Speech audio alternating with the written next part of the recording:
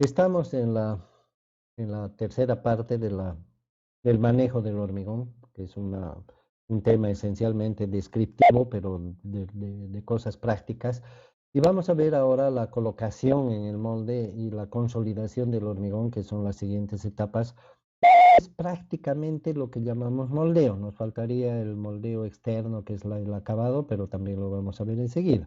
Entonces, como ya en algún momento se ha comentado, el hormigón entra en el molde, los moldes pueden ser de distintos tamaños, formas, y dificultades de colocación, pueden tener armaduras, pueden tener ductos, pueden tener otros elementos, de modo que los vaciados pueden ser más difíciles o más fáciles.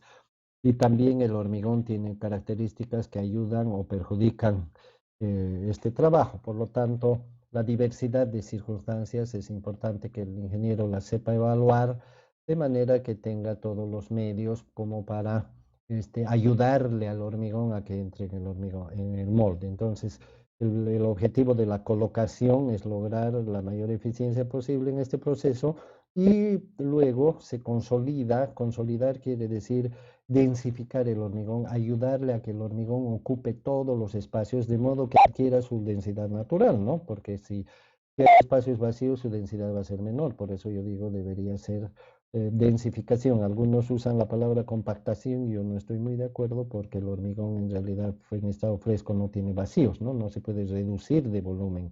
Los vacíos que quedan son por un mal moldeo, una mala colocación del hormigón en el molde. Entonces consolidamos el hormigón ayudándole a que ocupe todos los espacios, pero una vez que el hormigón ocupa todos los espacios no lo podemos comprimir y yo entiendo que compactar significa eso. Así que, bueno, salvando la terminología, vamos a llamarle a esto consolidar, que es ayudarle al hormigón a que ocupe todos los espacios. Y bueno, una forma de consolidar clásica y antigua ha sido el apisonado, que sigue manteniéndose vigente y que consiste en ayudarle al hormigón a que penetre con una varilla con la que se suncha el hormigón repetidas veces de manera vertical y al entrar la varilla arrastra algunas partículas y también deja espacios, al salir deja espacios que son llenados por el hormigón y de esta manera se le ayuda al hormigón a que entre mejor en el molde.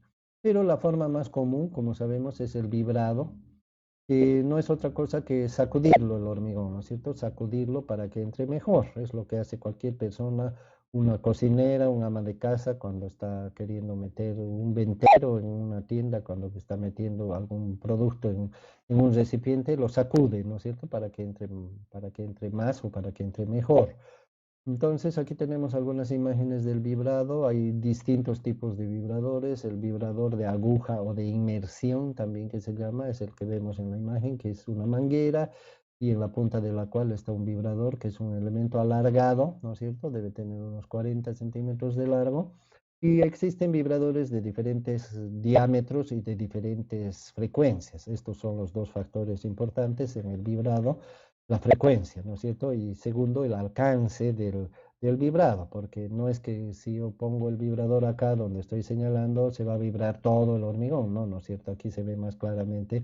A la distancia se observa el hormigón que ya ha sido vibrado y tiene otra apariencia que este otro que no ha sido vibrado todavía, ¿verdad? Entonces el vibrado tiene un cierto radio de acción y por eso cuando se hace este tipo de vibrado tiene que hacerse cada cierto espacio, ¿no es cierto? De modo que todo el hormigón quede vibrado de una manera pareja. Hay ciertas reglas.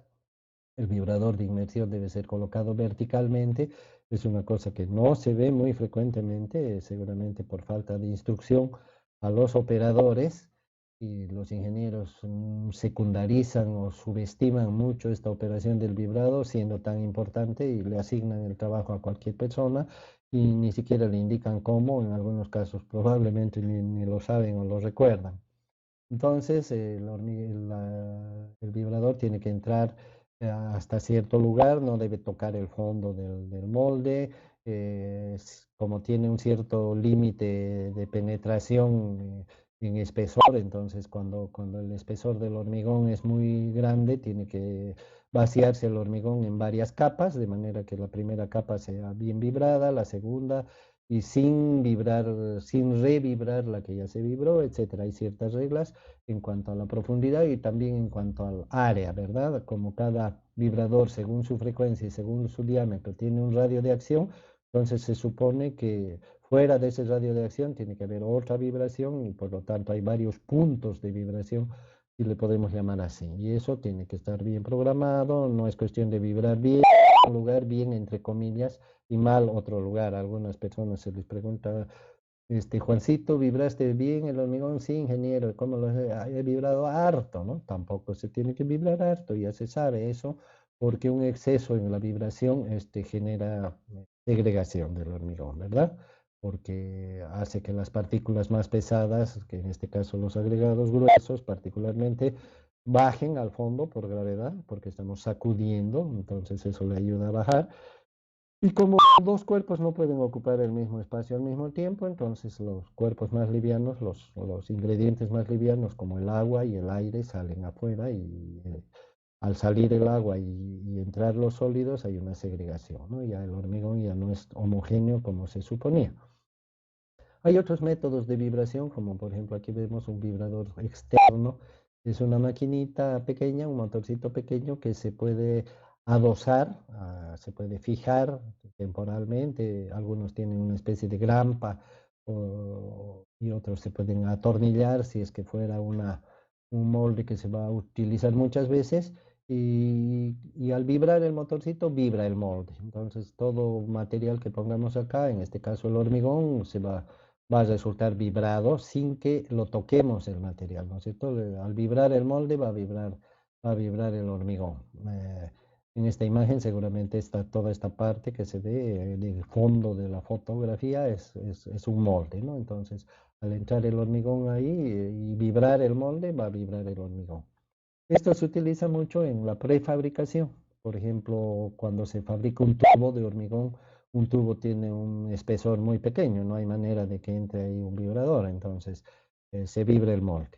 Acá tenemos otro ejemplo de sistema de vibración, es una mesa vibratoria donde los elementos premoldeados, aquí vemos tres pequeños moldes, deben ser baldosas o algo así, se colocan encima de la mesa y la mesa está conectada a un motorcito, entonces la mesa vibra y de esta manera le llega una vibración por vibración externa, ¿no es cierto? Y hay otros elementos para, para, la, para proporcionarle al hormigón la vibración, el acomodo del material dentro del molde y también se utiliza la vibración para el acabado. ¿Qué es el acabado, la terminación del hormigón? Es el moldeo donde no hay molde, porque como sabemos, todo molde, el molde de una columna, por ejemplo, tiene un hueco arriba por donde se mete el hormigón o tiene una cavidad en medio tramo o dos cavidades por donde se mete el hormigón para no romper la regla de dejarlo caer de gran altura. Una viga tiene un molde, sus dos caras laterales y su fondo, pero no tiene ningún molde en la parte superior. ¿Por qué? Porque el hormigón se introduce por ahí, pero esa parte también se la tiene que moldear, no se lo puede dejar como el hormigón caiga. Entonces se le tiene que hacer un trabajo de acabado que se llama o terminación. Y más notable todavía es el caso de las losas, ¿no es cierto? Porque las losas tienen un molde debajo, una plataforma donde se descarga el hormigón para que no se caiga tiene algunas piezas laterales para que el hormigón no se salga, no se rebalse, pero toda la parte superior de la losa queda expuesta y no queremos que quede como cuando se lo descarga el hormigón, que se va a descargar de una forma irregular, queremos que quede lisa o por lo menos horizontal o emparejada. Entonces a estas acciones que pueden ser manuales o mecánicas, de la terminación del moldeo donde no hay molde se le suele llamar acabado o terminación. Aquí vemos distintas maneras, por ejemplo, esta manera de alisar el hormigón. Fíjense, si no lo alisáramos, ¿cómo quedaría? ¿No es cierto? Entonces, utilizando una regla, el obrero va estirando el hormigón, distribuyendo el hormigón y emparejando la superficie. A eso se le llama, como es una regla, en nuestro medio le llaman regleado. Acá tenemos una herramienta de madera, como podemos ver, que es una tablita de madera con su agarrador y que en nuestro medio se le llama frotacho, en otras partes le llaman frotasa, Entonces el trabajador va pasando el frotacho por encima del hormigón y esta es una forma de darle un alisado, ¿no es cierto? Para que no quede desigual, tiene que pasarle muchas veces el frotachado o frotasado. También se puede hacer un acabado más fino, ¿verdad? Como la madera es relativamente áspera, entonces usando una plancha metálica se puede notar acá la superficie más lisa, ¿no es cierto? En comparación con esta otra. Entonces a esto se le llama plancha en nuestro medio y cuando se hace un acabado más fino se le llama planchado. Tiene mucho que ver la consistencia de la mezcla, la plasticidad y el tamaño de los granos, hemos dicho, ¿no? Si los granos son muy gruesos, no se va a poder lograr un acabado así. Para que los granos sean, para que el acabado sea así, los granos tienen que ser más finos y la herramienta también más lisa.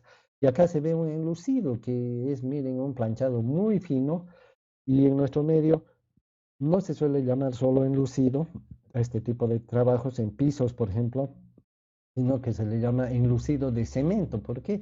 Porque justamente para hacer esta última capa del hormigonado se le aumenta cemento a la mezcla, aparte de cernir la arena que tiene que ser muy fina para este caso. En este caso ya ni siquiera es con arena, sino que es cemento puro porque el cemento es muy fino. Bueno, hay dudas sobre el tema de contracción, etcétera. Habrá dudas, pero el acabado, como podrá verse, es muy, muy, muy bonito, ¿no es cierto? Muy fino.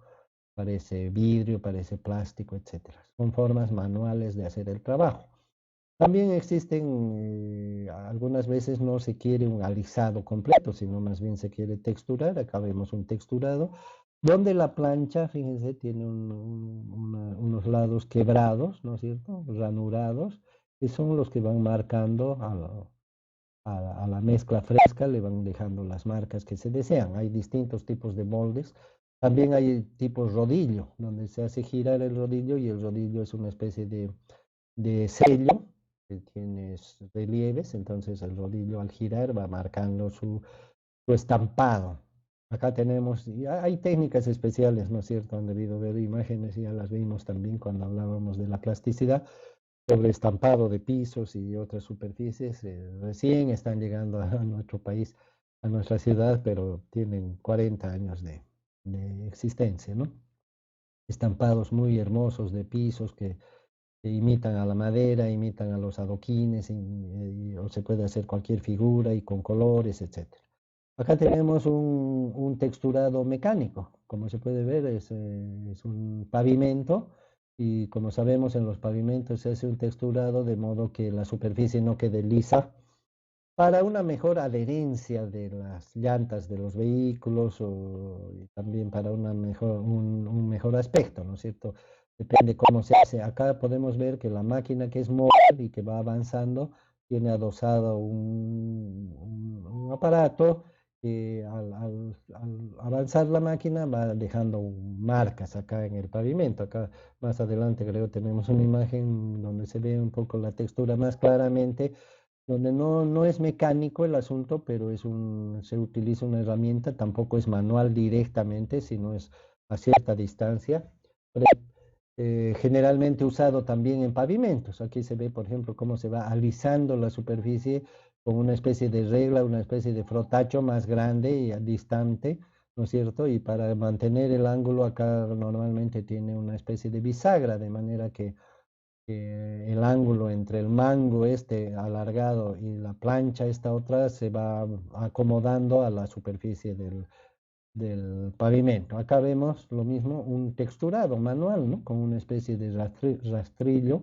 En nuestro medio hacen con escobillones, no sé si han visto, se pone una regla y se ponen unos escobillones, ¿no es cierto? Que son unas escobas grandes, ¿no es cierto? De esas de plástico y vas rayando.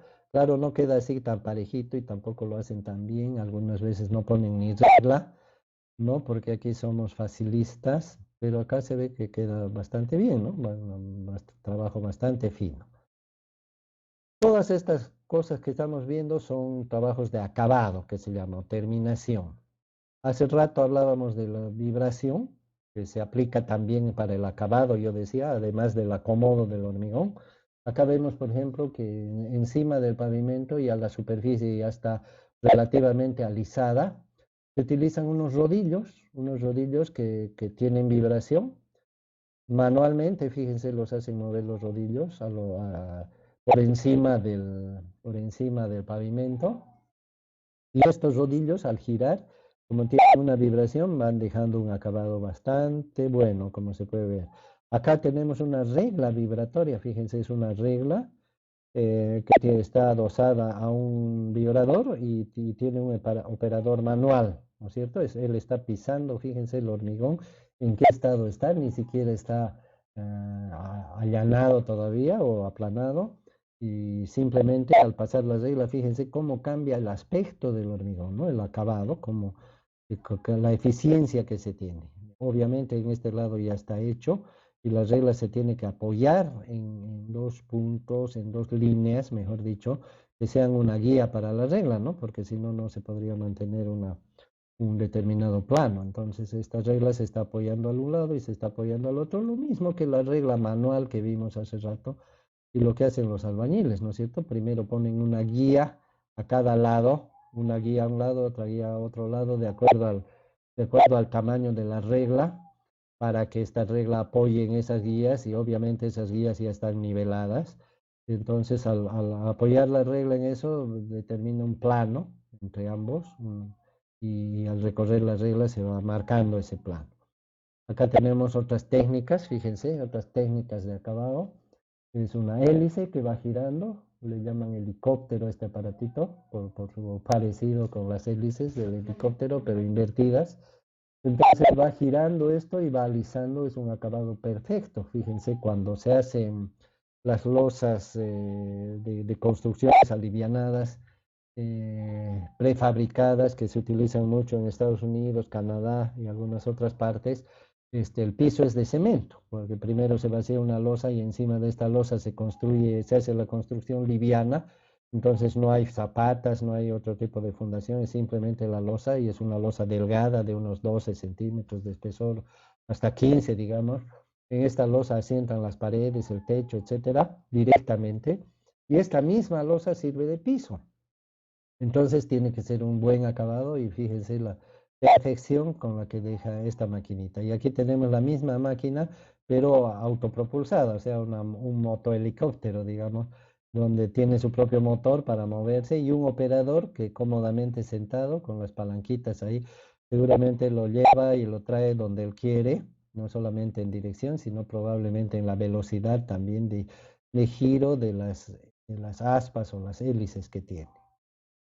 Entonces, hay otros elementos que no necesitan gran acabado, por ejemplo, las columnas, ¿no es cierto? Las columnas, normalmente encima de una columna va a ir otro fragmento de columna, o va a ir una viga, o es una losa de techo, donde ya la columna no va más arriba. Por lo tanto, la terminación de las columnas normalmente no presenta mayor problema, ¿no es cierto? Se la deja la columna como está y más bien lo que se hace es el acabado de la losa o se coloca la siguiente columna o la viga que va encima. El acabado de las vigas tampoco presenta mayor problema, ¿verdad? Porque el acabado de las vigas es la capa de arriba y generalmente es coincidente su nivel con el nivel de los moldes laterales, por lo tanto cualquier instrumento, cualquier regla o pedazo de madera o de metal que sea plano o que sea recto y que se apoye entre ambos costados de la viga, nos permite alisar la superficie de la viga y por lo general encima de la viga también va a ir algo, así que muy rara vez necesitamos una superficie perfecta y perfectamente lisa, ¿no es cierto? Generalmente es un acabado que es suficiente con que sea plano. Y así hay algunos otros elementos, hemos visto ejemplos cuando hablábamos de la plasticidad de acabados muy especiales, muy particulares, que, bueno, requerirán mayor esfuerzo. Con esto entonces acabamos la descripción del manejo del hormigón en obra hasta este estado. Posteriormente vienen las etapas de curado, protección del hormigón, entrada en servicio y en las etapas de servicio viene la reparación y el mantenimiento del hormigón, o sea que es un proceso bastante largo, pero en cuanto a la colocación, al uso del hormigón fresco, el manejo del hormigón fresco, desde el tratamiento de los ingredientes hasta la operación de acabado. Una vez que está acabado el hormigón, nos vamos a nuestra casa porque se acabó el moldeo y empieza la segunda cuadrilla, supongamos que fuera por cuadrillas, el trabajo, entra el equipo de curado y de desencofrado y de todo lo que viene después. Pero hasta aquí es el trabajo de los moldeadores y del trabajo del hormigón fresco.